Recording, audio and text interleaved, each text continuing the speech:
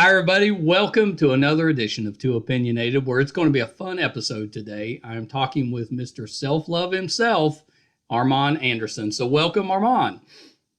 Thank you so much for having me. Yeah, I'm so excited to talk to you. This is a little different than the shows that I normally get to do, so I'm really excited about that. Different is good. I'm with you. So Armand, let's start this way. Give us a little bit of background about yourself and talk a little bit about what it is you do. Sure. So I'm half Iranian, half American. Yeah, Iranian was the mother side. I don't really look it, but I speak fluent Farsi. really, I do. I actually went to Iran in 1994 for 1 month, and I came back fluent Farsi, and I forgot English. really. That's amazing. And my father, who's American, he totally freaked out because he didn't come with us. So when I got home, I couldn't talk to him. So he was in And for an away. that was just for in a month. Yeah, it's why I believe that association is more powerful than even reading a textbook at that age, especially. Yeah, yeah. No, I think that's true, especially at a young age. You can pick up stuff so much faster. Yeah, and so having a Iranian mother, American father was quite interesting growing up. I got a mix of both, um, but ultimately, I got to a point where my father left when I was 12 years old, and Yeah. it kind of pushed me into entrepreneurship because you really can't get a job where I live in Thousand Oaks, California, until you're 16, and I was 12. Yeah, that's a little tough. That's a little tough. You might be able to mow some yards. Yeah, that's right. So what did you do? I went to Google, and this is back in the dial-up days. I'm, Yeah. I'm almost 31 in April, so I'm going way back. And I went to Google and I typed in how to make money from home, and that was the rise of eBay. Yeah. And and I actually started selling a pirated version of the burning software called Nero, where you used to burn CDs. I remember Nero. And so I started earning about 3,000 a month when I was 12, and then Oh eventually my eBay gosh. rightfully shut me down. But it was enough for me to conclude that there was a different way than the way I was raised and taught to basically make a living, even at the age of 12. So it was kind of a blessing and a curse because I went Yeah. to my mother and I said, I don't really think I need to go to school anymore. I figured out how to make money from my computer. Yeah. What did mom think about that? Oh, Middle Eastern parent, that's the last thing, someone from Iran never wants to hear. So she wasn't approving, but I think she was blown away. Entrepreneurship wasn't as big as it is now back then, Right. Right. due to social media. But I think she was impressed to some degree that I had a different type of mindset, even though it took her a lot of getting used to. That's for sure. Yeah. Yeah. So did that kind of early introduction to using the internet has that helped you as you've gotten older? Because you're pretty big on TikTok now. Yeah, I think luckily I had the mindset that if I failed faster, it was for the better. Yeah. And that's the hardest thing, especially at 12. I mean, I was known as the guy in my school or the boy in my school that did something in the business world, but no one knew like what it was. And it was kind of a joke. And and eventually, after about 6 years of failure, I was 18 years old, and one of my first mentors said, "Armand, don't do what your competition's doing. Do what they're not willing to do." Yeah, that's good advice. And I picked up a book called The Influencer, and I never heard of it before. It was Yeah. like, I don't know, 5 or 6 authors, but the book was about people that have understood the difference between knowing versus doing. Right. And I'll give you one quick story. There was a story of a gentleman who knew that all these young children were actually drowning and passing away in YMCA's. Oh wow. And the organization didn't know what to do, and they weren't doing anything about it. And so he came in and said, "Hey, you guys know there's like 20,000 children that are drowning in your organization. Why don't we make a plan?" And so he comes in and he creates what he called the 10-10-10 rule, which means every lifeguard has a designated area to watch every 10 seconds. And within like a Yeah. year and a half, it went from like 20,000 to under 200. That's amazing. Yeah, that's amazing. And you're right. It's something that nobody had done before. Yeah. Yeah. Yeah, sure. Well, so everybody always says, if I just come up with that, or I came up, or you hear somebody say, I came up with that, but they didn't actually come up with it. They may have thought it briefly, but didn't do the work to come up with it. So what made you kind of take that extra step and actually do instead of just thinking it, thinking up these ideas? There was a gentleman who became a mentor of mine, and I had to convince my mom because I was so young, and he was like 50 something years old. So I'm like, Mom, nothing going on. Like, I'm safe, right? And As a parent, I might be concerned. Yeah. 100%. And what he said is, he said, Armand, do you know where the richest place in the world is? And I think I said some country. Yeah. And he said, no, try again. I said another country. He said, no. And he said, the richest place in the world is the graveyard because of how many people die with their dreams and visions and innovations, typically due to fear or the opinions of other people. And he said, Armand, you're only born with two fears. And I'm like, there's no way. I got way too many fears. That's right. That's right. And he goes on to tell me, and it happens to be the truth. He says, you're born with the fear of loud noise and the fear of falling. Everything else you pick up. Yeah, that's actually probably true. Yeah, that probably is true. You're not born with all the other fears. No, and it was a blessing because I had all these fears from my father leaving and all these things that I was going through. Yeah. That I was like, okay, if I can just, adopt new information, I can change the way I think, I feel, I act. And maybe for once and for all, I'll get a better result. Well, so how did you take some of these ideas, these tenets, how did you, use those and kind of change them to fit your needs and go out there and do something with them? Yeah, it's a good question. There were so many things I failed in, from eBay to direct sales, but I always got something from it. Yeah. And the more that I received from all these failures that I had, and especially the opinions of other people, the more negative feedback I got, or hatred, or people that Yeah. didn't understand, it just motivated me to continue going and knowing that all it's going to take is to just land it one time. And then Right. everyone one day is going to say, Armand, I knew you could do it. Well, we like to be right. Always. I'm guilty of that. So what was the idea? What was the one thing that hit for you? I was 21 and I was in direct sales. This is way before Mr. Selflove ever happened. Yeah. And when my mentor said, don't do what your competition's doing, do what they're not willing to do. And after I read The Influencer, I realized that there's power in a movement and community. And so I ended up creating a movement called the Hope Movement, which stood for helping other people evolve. Okay. All right. So I like that. you'll laugh at this one. Funny enough, all these people, they gravitated. I'm talking about within like 2.5 years, 36,000 people. Oh, wow. And they're saying, I want hope. And I'm on Facebook seeing people I don't know saying, I want to join the Hope Movement. What is it? And what people didn't know was it was a direct sales company, and we were like slinging protein shakes and juices and you know what? And so, but ultimately, their reaction to saying that they just wanted a better way to life, Yeah.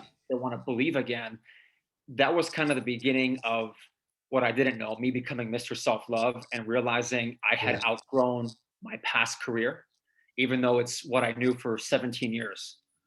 Yeah. Yeah. I actually love that. So you kind of accidentally stumbled on, you were selling a product, but you stumbled on, this movement that's out there, or that people want to be a part of, that you could kind of, I guess, create.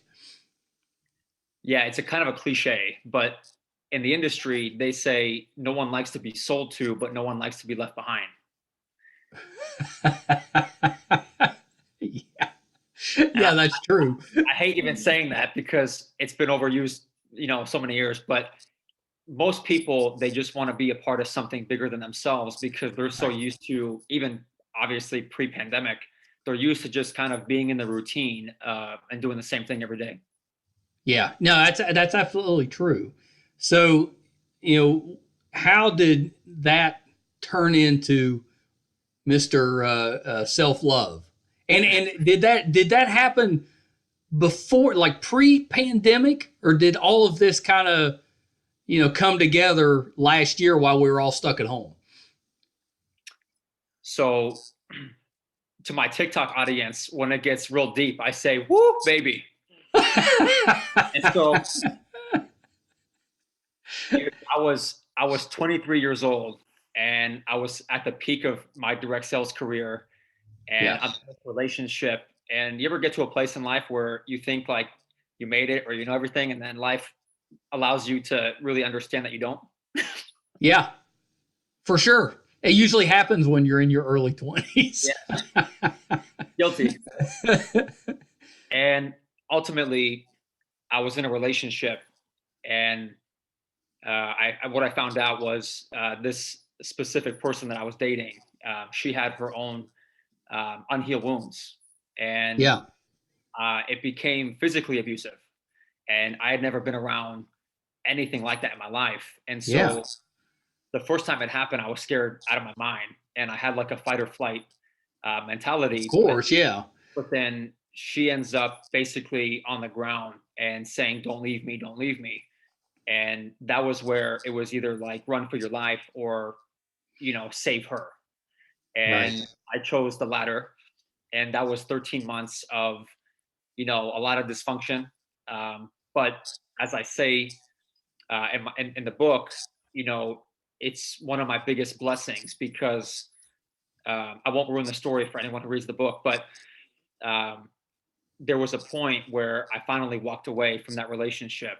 And that night when I got home, I'm in tears. My family, I mean, it's like they're all there for me saying, "Thank God, you finally learned a lesson." Right. Right. And that night I go to bed and I have a dream. And in my dream, this guy says, "Because of everything you've gone through, you're now Mr. Self-Love, and you're going to dedicate the rest of your life to teaching people that self-love is the cure to self-hate. It's the beginning of our self-healing and the end of our self-destruction." And I wake up from this dream in like cold sweats. I mean, I was like I worked out for like 10 hours, right? And I'm like, there's no way I just had that dream, because I had like an identity crisis Yeah. of how can I believe whatever that dream was and whoever that person was when all I've known is entrepreneurship and direct sales my whole life. Right. I have no credibility. Like I'm learning how to love myself. I just left like 4 hours ago this dysfunctional relationship, right? So that was the beginning of Mr. Self-Love, and then from there it was overcoming my self-limiting beliefs, because Right. about 5-6 years ago, self-love was still not a buzzword. Right. Yeah. It wasn't. You're right. Yeah, it's And been fairly recent. as soon as I said I'm Mr. Self-Love publicly, the negative feedback that I got from some people was tough. Yeah. Men don't talk about vulnerability. Men don't share emotion. Mr. Self-Love. Some people even broke apart Mr. Self-Love, and they started to call me, you'll love this one, Mrs. Elf Love. And I said, no, no, she only comes out during the holidays. That's right. That's exactly right. Well, yeah, you have to just kind of roll with it at that point.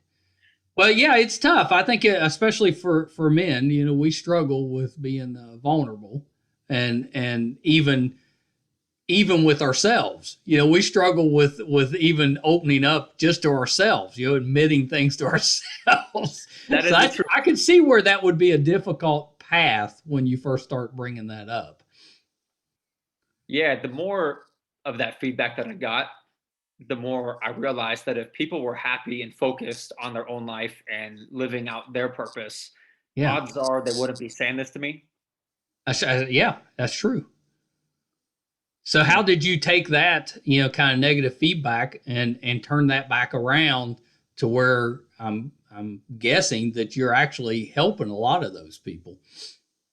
The beginning was tough because what I didn't realize was every video I posted, for someone who isn't ready to hear it, it could trigger them and they could take it out Yeah. on me. And Right. so all of a sudden I had some people in my inbox, and you know, I'm going to like my mother and I'm like, this is harsh. Rough. Yeah. Right. And I'm like, I don't understand it. But the more I continue to work on myself, I understood that, they're not ready to hear it yet. But if I continue being me, one day maybe some of them will come back around and say, hey, it wasn't you. And quite honestly, Right. your video made me kind of see the light. Yeah. Yeah. And that I'm sure has happened. Yeah, there was, in fact, I told a story the other day on TikTok. There was a gentleman who made a fake account and he ripped me apart. I mean, like he ripped me a good one. Let me tell you. Terrible. And and I responded with a video message. And I said, "Hey, I appreciate, your feedback, and I honestly wish you the best. I hope everything's going well in your life. Regardless of what you said to me, I'm here for you if you ever need any support." And no joke, 2 days later, I get a friend request. This is on Instagram, but I get a friend Yeah. request on Facebook from that guy. And he said, hey, this is who I am. And this is the account that I made when I said that to you. And I want to apologize and just thank you for still showing love. So that was a pretty big moment for me. Oh, that's awesome. Yeah, that's terrific. Yeah, that has to feel good. Yeah. Yeah, I was blown away. I was like, okay, maybe I could keep going now. So when you're talking with somebody, because self-help, self-love, not always easy, but what's the first step, or what's the first thing that you recommend that someone does? I always talk about this idea of the roots, because if you're willing to go back to the roots, and I'm not saying it's easy. Woo! Right. It's not easy. Because sometimes you believe that you can get away with suppressing even childhood trauma, right? Yeah. And sometimes we even carry on trauma from people that are not even alive anymore, Sure. right? And so I would say, be willing to look within and ask yourself, if you're tolerating dysfunction in your life and you're around dysfunction, I would say, what is it about me and what I've gone through that's led me to believe this is okay? Right. Because once I asked that to myself when I left that relationship that I told you about, I was like, oh, this is actually not about her, because all I had to do was realize what was healthy and not for myself. And I could have walked away 13 months before. Yeah. Yeah, that's not easy to do though, because you hear about that all the time. When people are in relationships, it's not easy walking away. No, and the fine line and kind of beautiful madness thing about life is that no one can want it for you. Right. And my mother, my sister, they would say, Armon, you deserve better. And I would listen to them. Okay, thank you. I'm going back to her. But that's why if we don't rob someone else's journey, like we can't be someone's rescue for them, nor can anybody be our rescue. Right. Right. Then I started to understand that I was the common denominator in my life, and I choose and I allow. And if I'm willing to get healthy within myself, then ultimately the things I choose and allow in my life will look different. Yeah. Yeah. That makes really good sense. So, at what point did you decide, you know, this is working so well for me? I'm going to put it in a book. I'm going to help other people through a book. You'll like this one too. Let me tell you.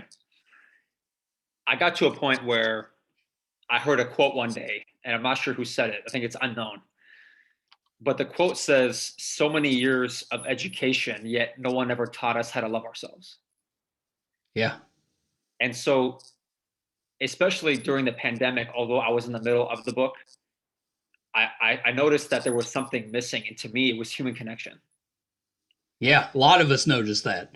Yeah, and most people don't have accountability in their life, like support system, Right. until they go to therapy or they hire a life coach or right. Right.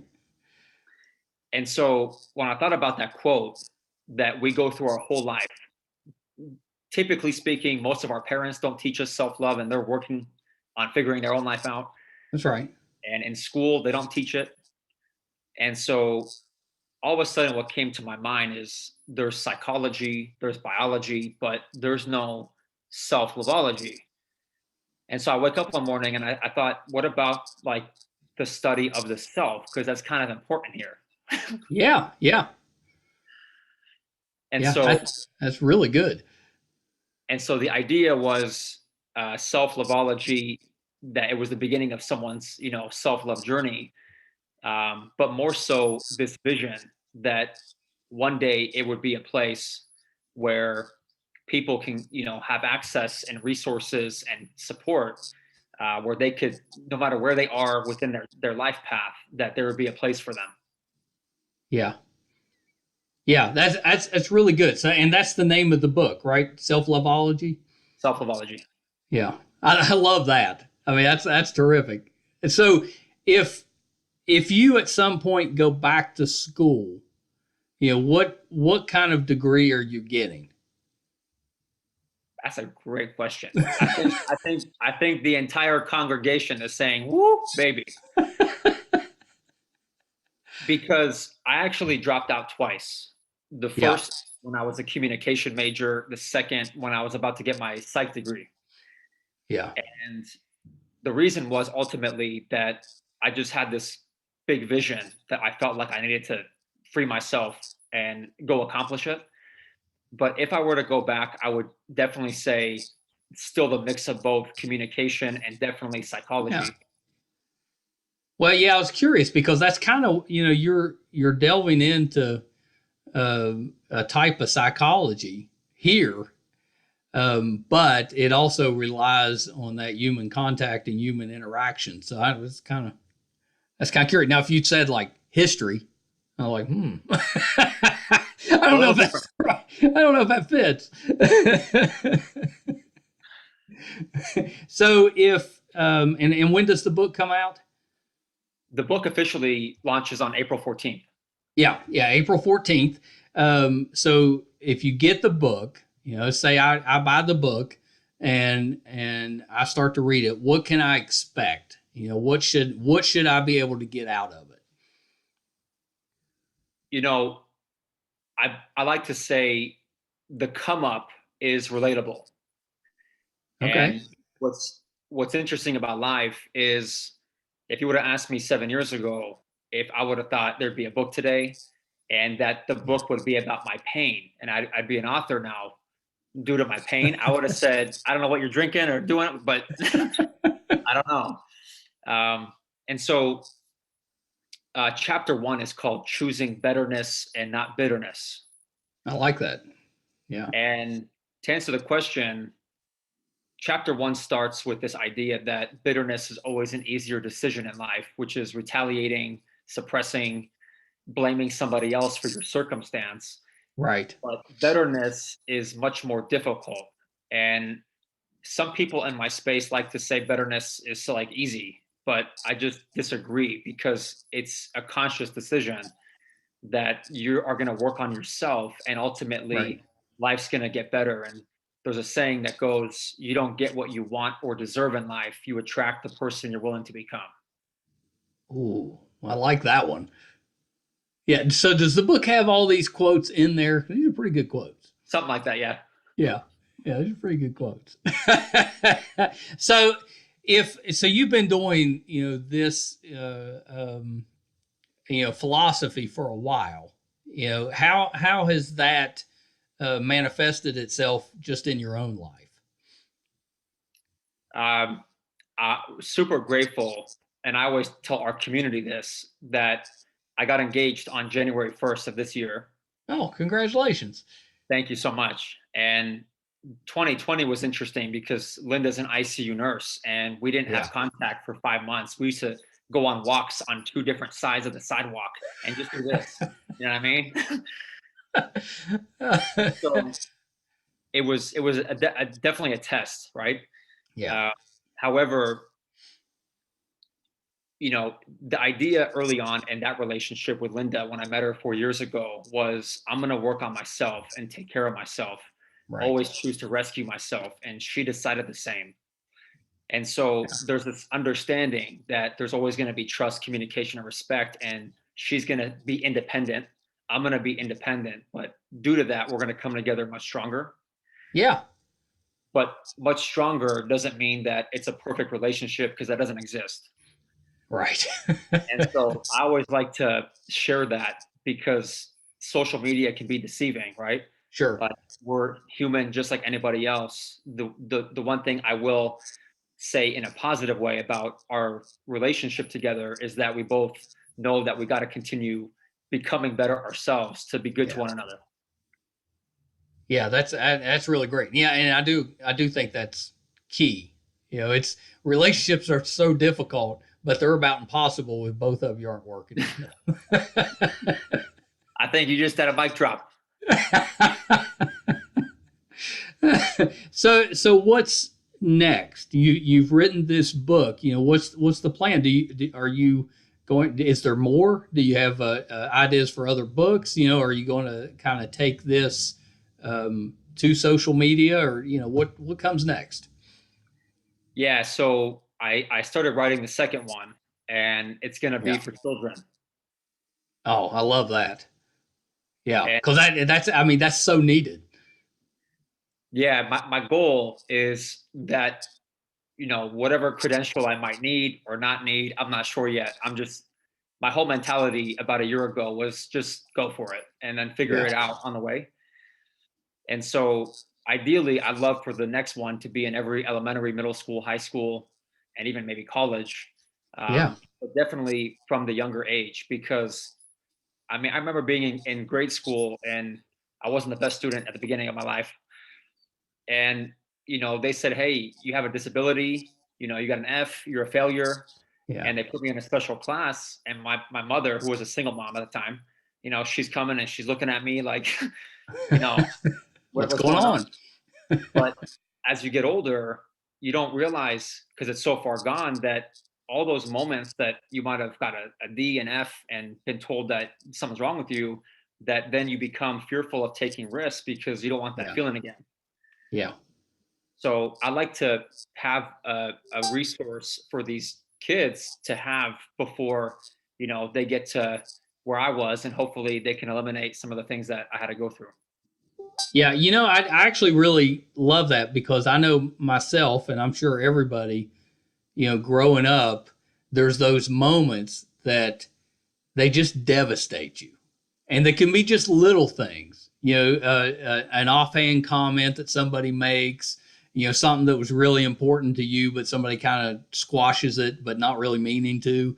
And that stuff sticks with you your whole life. You can still, like, I still have those moments where I'm like, oh, I still remember that. It's been 40 years. I still remember that. And so I think that's really great. If you're helping younger people especially come up with ways to understand what's happening and then kind of deal with those feelings.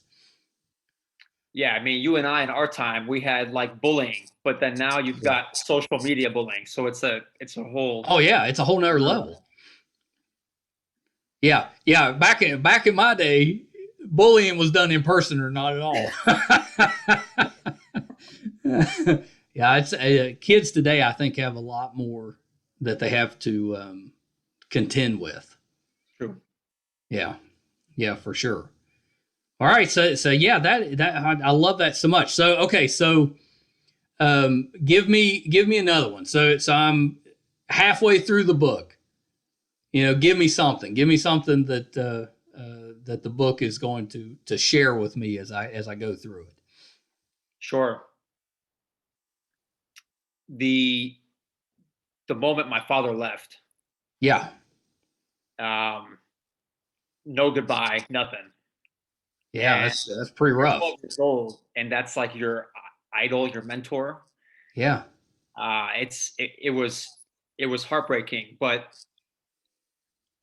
I had to ask myself, I'm either gonna become him right, or I'm gonna do everything in my power to choose different in every facet.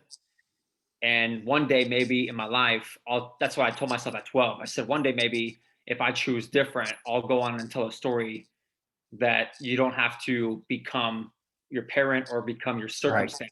And that even though it was heartbreaking and gut wrenching, and years later, he would say, I'm coming over, and I would be by the window, and his car would never show up, and he was in a different country, um, Wow. telling me he was going to pick me up in LA. I mean, things like that just someone shouldn't have to go through, but Yeah, life is not fair in some capacities, right? And so the idea is that we don't have to have one moment. And I know people go through really tough times and pain, sure. but they don't have to become a life sentence. And that's why, whether it's the book or our community or whatever I create, my goal is so that A, no one ever feels alone again, and that they have Yeah. support. But B, that the biggest test in their life could turn into a book and a Netflix documentary, because why not? Well, that's right. That's right. And that was kind of my next question is have you thought about doing a documentary, or has somebody already done that? That's actually, I think, my next level of getting outside my comfort zone. Yeah. And because with the book, my mentality, and this kind of goes down the road of like quantum leaping, which I went down because I was stuck for a long time in my life with limiting beliefs. Right. And so with the book, before I even wrote the first word, I went to a cafe and I said, "It's already done. Time just needs to catch up." I like that. And you could do this for anything, whether it's you want to get in shape, you want to create something, you want to, whatever it is. Yeah. Because if I didn't do that, the things that I went through in the last 4 years, writing this book and publishing companies and agents and all these things that Right. I never knew about, getting rejected time and time again, no one wanting to bet on me because I didn't have a following at that time. Yeah. Every time I got rejected in my mind, it was already done. So I got rejected by one of the top publishing companies in all publishing. Yeah. And when I got off the phone, when she said, "You're not worthy of writing a book or becoming an author," I told myself, A, what she doesn't know is it's actually already done. And two, the next time I meet her, I won't have to introduce myself because there's no stopping me now. That's right. That's right. Yeah, I love that. So it's a lot of positive thinking, visualization. I mean that's really commendable. I love that. So if over time, you've had some very difficult people within your life, if over time one of them comes to you and says, "I want to try this," what's your response to them? In the sense of, Well, say there someone comes to you that you've had difficulty with in the past, and they're saying, I want to improve myself. I want to practice self love and to get better. What's your response to them? that's actually in the book, and there's a story about this. That's what I do. I'm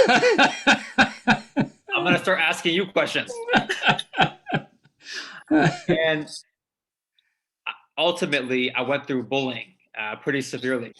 Yeah, And the moment where it kind of came back around, and years later, this person asked for support, it made it make sense to me of what I always thought, which is people go through pain, and it's a lot easier to live with self-hatred and take it out on somebody. that's right. And so if you would have met me 7 years ago, this wouldn't be the answer that I'm giving you now. I would make it about me, right? Yeah, But now it's clear to me, because I continue to do the work within myself, that if someone's going to take something out on me, then it's not about me. And I won't get offended. I'll just, kind of separate myself and call it a day. yeah, But someone coming back and saying, I want to learn how to love myself, I think it's a beautiful thing. And not to go deep into cancel culture, but I do believe that human beings can make mistakes. Obviously, there's degrees to mistakes in life, Sure, sure. but I've had people that said something horrible to me without even knowing me.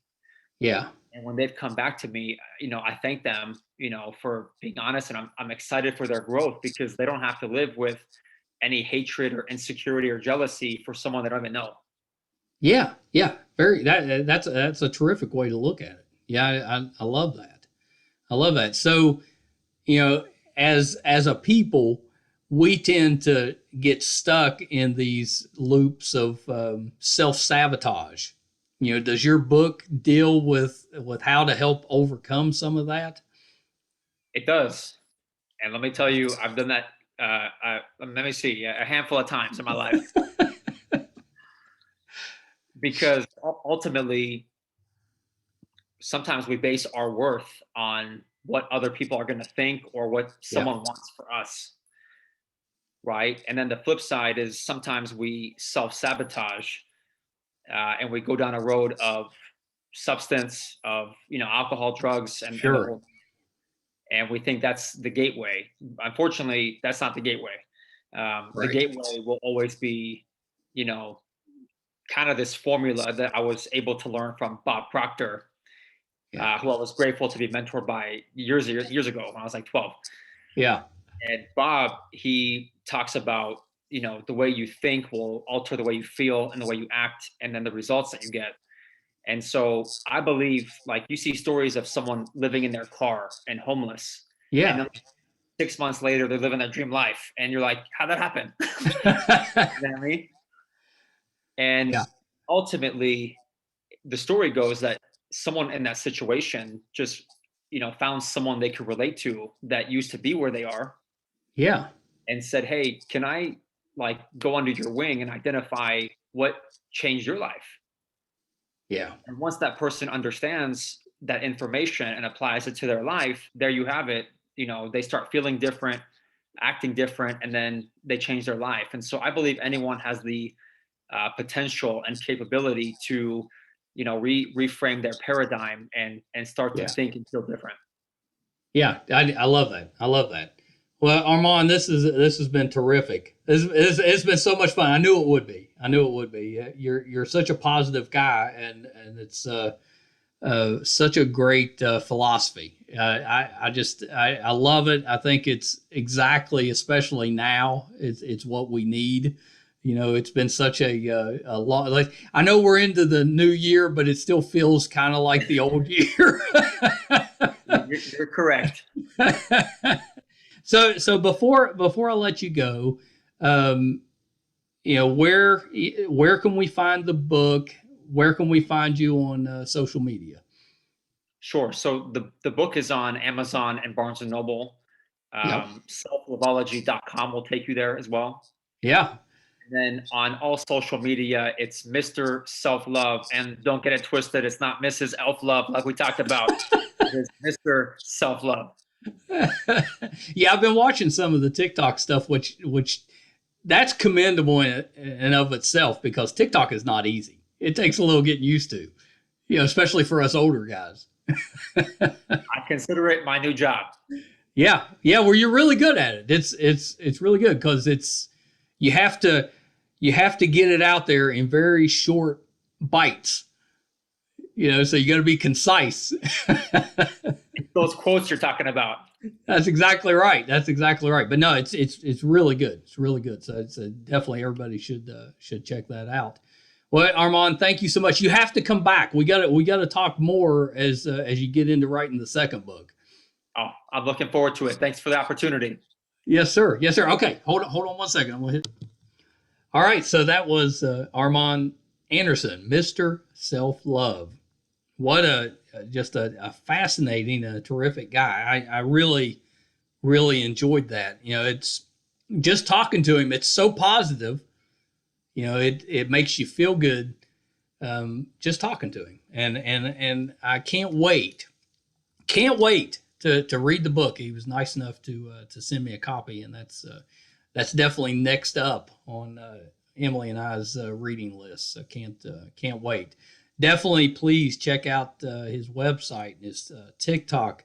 TikTok really really good. There's a lot of stuff on TikTok that I'm not a big fan of, but his stuff definitely a fan. So definitely check that out. Okay, thank you guys so much for tuning in again this week. Don't take that for granted. Really appreciate it. If you haven't done so already, please go to our YouTube channel, Meisterkhan Pod, and give us a like and subscribe. We'd appreciate that. You can find all our videos on meisterkhan.com, audio and video. It's about 210, I think, now episodes. So there's plenty of content on there. Hopefully, you'll find lots of good things and interesting people to watch and to listen to. And until next time, bye, everybody.